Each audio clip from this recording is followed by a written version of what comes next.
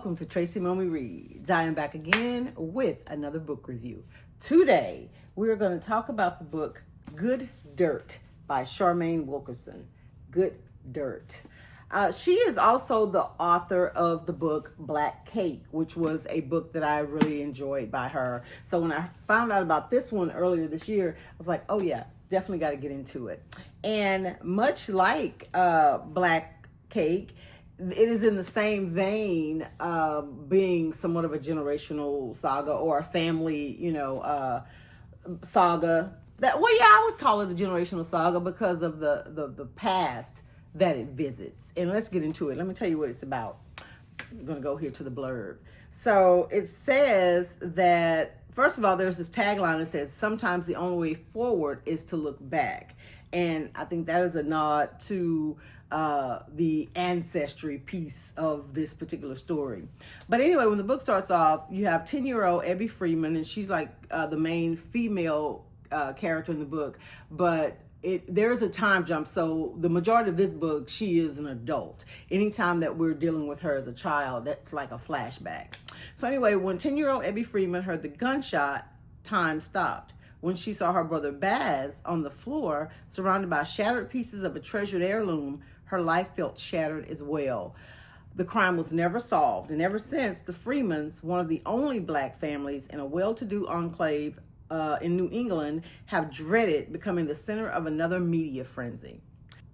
But when now grown Abby's high-profile romance falls apart, that's exactly what happens. So basically, I mean, these people have had like a microscope on them since they moved into this, neighborhood. They were wealthy, but they were also the only black people in the neighborhood. And then, someone breaks into their home, someone kills their young son, and, the pity and the gossip and the rumors and everything, it adds on to that. And then just when they've kind of felt like, because there were articles, TV, documentaries and all kind of stuff done as to what could have happened because, like the blurb said, the murder was never solved. And then when we get to the present day, after a lot of that is kind of quailed down because, it's like maybe almost 20 years ago, Abby gets left at the altar. And, it becomes this local sensationalized thing that leads people to go, wait, isn't that the little girl who found her brother dead or was in the house when he got shot? And it brings up all of that stuff. So, as the blurb continues, it says that she flees to France, to get away from everything, but only for her past to follow her. And I'm going to stop here with the blurb and just say that I think a lot of times, just like art often mirrors real life, I think a lot of times we do that in real life as well. We have problems and, things that we think that we can outrun, but there's a book that I'm going to be reading pretty soon, and it's like everywhere you go, there you are, right? You take yourself with you in any trauma and any past things, all that history and that baggage, it goes with you. And that's definitely what goes, what happens with Abby in this book, Good Dirt.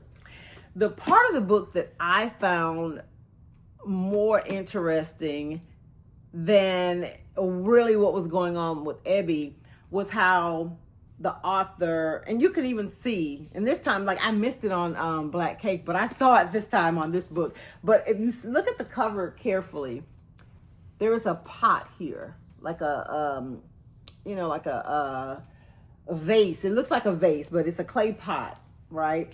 And as I mentioned at the beginning of the blurb, when Abby finds her brother after he's been shot, he's surrounded by those shattered pieces of a treasured heirloom, which is this pot, right?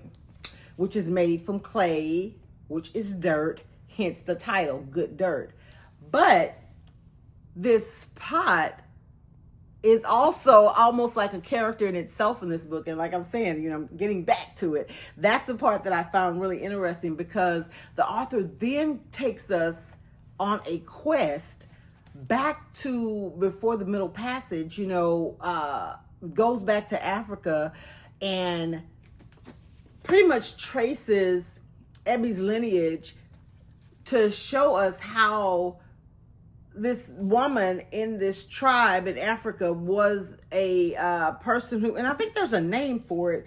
Let me see if I highlighted that. She was a person that made, things from the dirt and the sand, and she was good with her hands and that type of thing. And then, of course, we all know what happened when people were stolen from their land and brought to this country.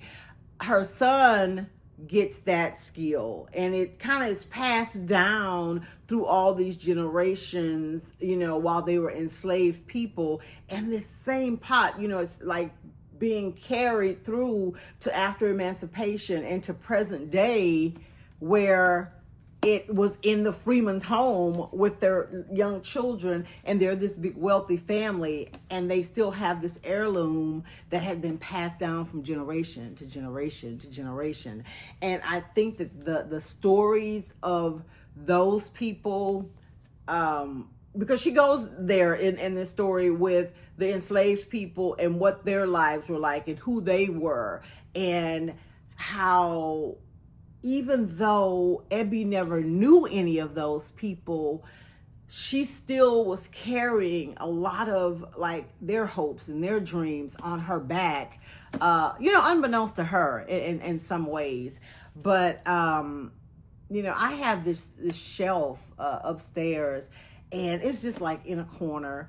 It doesn't match anything. It's not really serving any purpose. There's a few little random things on it. It's not even a part of the room per se, or, a part of the decor, but it was a shelf that was in my, and it's not even a shelf. I'm saying it's a shelf. It's a bookshelf, maybe as tall as I am, with maybe not even a bookshelf, like a curio shelf or a whatnot shelf or whatever.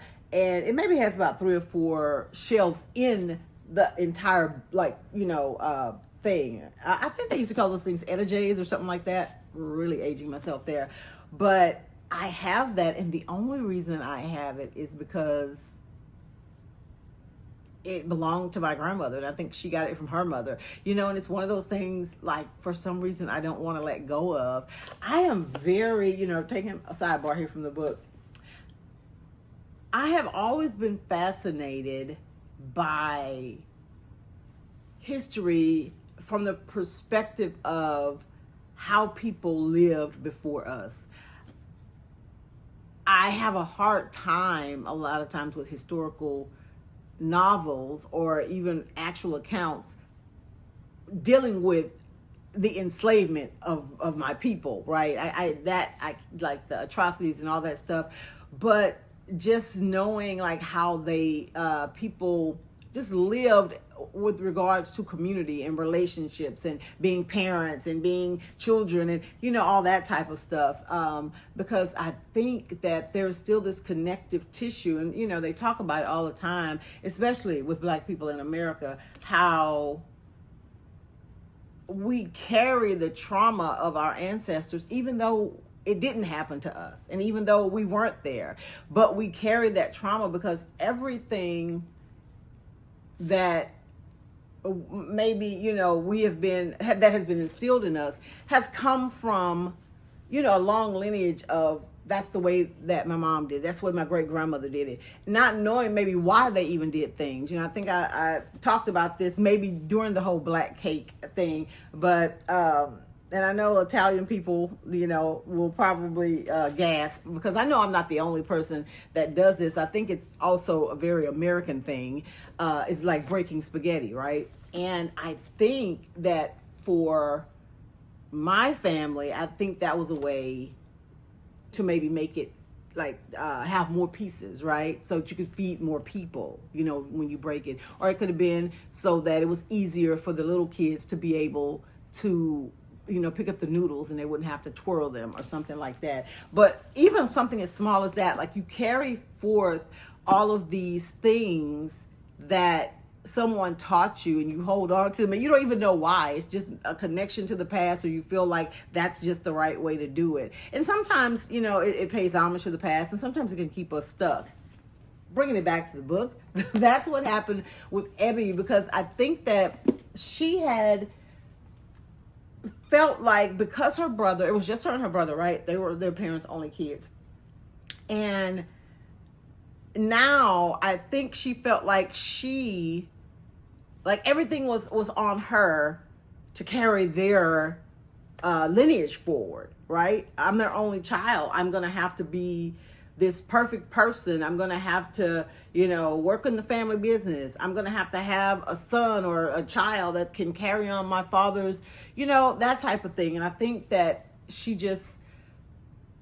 made herself small in a lot of ways, and she did things that she didn't necessarily want to do, but it felt like the right thing to do. And something that would maybe make her parents proud, or maybe take the spotlight away. And then after what happens to her at the altar, she goes away, and it's her attempt, like I said at the beginning, to run away from it, but she ends up confronting herself, right? Because of all the places and all the world, her ex ends up showing up she gets an Airbnb type situation like in France, and it's one of her friends, it's their place. He shows up, the ex, with his new girlfriend. So again, you can't outrun the past, especially when it's following you to France. So anyway, I think that was the catalyst for her to realize that, you know what, until I face some stuff head on, I'm going to be stuck in this place, with, because she even had some guilt around her brother dying, because he was trying to protect her and telling her, you go hide, and I'm, this and that. And she just couldn't let go of all that guilt. And this was really a journey it was like a coinciding journey, because it was a journey of these people who had come from Africa and how they survived being enslaved, and, the years after emancipation, feeding into her great-grandparents' story and their children, which were her grandparents, ultimately to her parents. So it's just this whole road, of seemingly unconnected things that were very connected, by the end of the story. And the pottery itself, the vase itself, you come to realize reading the story that potentially that may have been why the people broke into their house, right? And again, as dark as that is, it's like this connection to the past that they were trying to preserve ended up hurting someone that they loved. So again, I don't know if it was just coincidence or if it's irony, if it was intentional by the author, that whole thing of not letting go of something. But because apparently these pieces, and I looked on the internet, some of these original pieces that were crafted by people back then, they are worth a lot of money, I felt it was a very immersive story in a lot of ways. And I read it I didn't listen to it like on an audiobook, which I know sometimes people say that those stories are very immersive. But because, you hear someone telling you the story, and I don't know if some of them have sound effects or different things like that. But the imagery was so palpable in this story when she took us back in time to different locations and places where people lived, and how they were dressed and how they spoke. And they kept alluding to something in regards to the man who made the jar. And I don't know, I've probably been calling it a vase or a pot, but I think I looked at my notes and I think they were calling it a jar. But it was like big. It was like, like something, it wasn't like something like small that you could put on a shelf. I mean, you could put it like maybe in a niche or on a pedestal or something, from the way that they described how big it was. But the man who actually made it, the first person that actually did it, he had carved a message on the bottom of it, right? And this man was enslaved at the time. And I will not tell you what the message said, right? But I feel like it kind of brought the story full circle, especially when we get to the end and we find out what Ebby's dad did in regards to the jar, you know, all these years later. And then you read the bottom of it, that inscription, and it just, I felt like it tied everything together so well. So yeah, it's one of those stories where it's not fast paced. It's not a lot of action. So you really have to be in the mood and have the right mindset, I feel, to read a story like this, to be able to appreciate all the different moving parts and the overarching thing that the author is trying to say, and seeing all the connective tissue.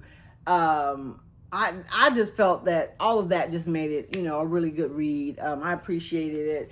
And I will tell you, if I had picked this up and not been in the mood to read it, or not allowed myself to kind of slow down and go back and take in things, I don't know that I would have had a good experience. So it's just important to note, if you have not read Good Dirt by Charmaine Wilkerson, that it is just like her other story, Black Cake. There's going to be some back and forth. There's going to be some slow pacing. There's going to be some hard lessons learned. There's going to be a little bit of,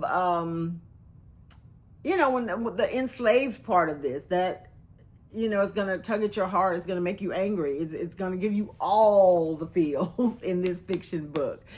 So yeah, if you like stories like that, then I think that you would really enjoy Good Dirt by Charmaine Wilkerson. If you have read Good Dirt, let me know your thoughts in the comments. What did you think about how it all came full circle at the very end of the book with regards to what Ebby's father did with the jar? Thank you so much for watching. Make sure that you like this video, and if you have not taken the opportunity to subscribe to my channel, please go ahead and do so now and turn on that post notification bell. Once again, you guys enjoy the rest of your weekend, and I will see you next week. Bye.